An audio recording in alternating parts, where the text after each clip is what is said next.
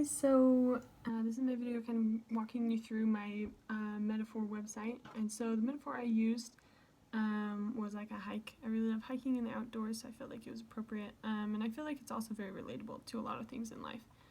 So going on to the metaphor, we're relating things to doctrines, principles, and tools, right? And so the doctrines I related to kind of the path or the trail that we're taking that gets us where we want to go. The principles are like the trail markers or the stones, kind of the things that mark the trail and protect you from leaving. And then the tools, there's many tools that you can use, especially when you're hiking. You need water, maybe a map or a compass, hats, jackets, food, camera, good shoes. There's a lot of things, and so I think it kind of relates as well because there's a lot of tools that we can use.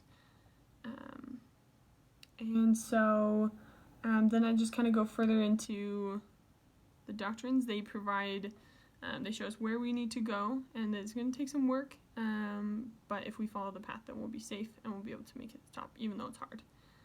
The principles, they provide kind of a guide, and they help us know where the path is. They help us know when to turn so that we don't take the wrong way, and they just make sure that we are staying on the path. They're kind of what keeps the path there, keep you in line with the doctrines.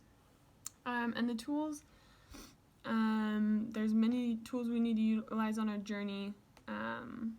Some of it is preparation, like before a hike you need to be prepared with the right things, things like that. Especially if you're climbing a lot of altitude, you'll need to be prepared for that.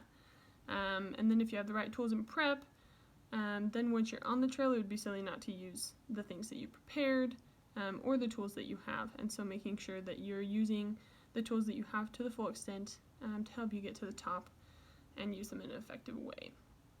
So that's kind of the metaphor. And then there was just some doctrines and principles that I had related things to. So we'll kind of go down. A doctrine that I talked about was divine heritage and potential, and just helping students see that in themselves and believing in them, and what we can do as teachers for that.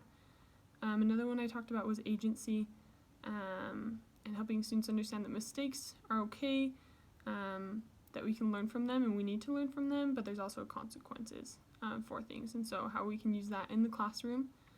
And then another one I did was growing and becoming better.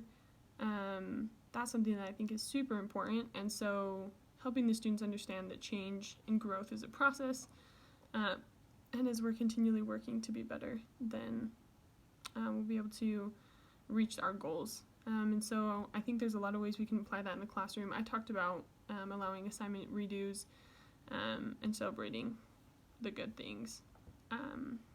So those are just kind of some examples that I had there. And then the next page, kind of the last main page, is like my learning, things that kind of helped me and built me. There's a really good book called Choosing Clarity by Kim Giles, super good. Tons of great insight. It really helped me. Sometimes the self-help books aren't super helpful for me, but this one I felt like was just really real, so it was very good.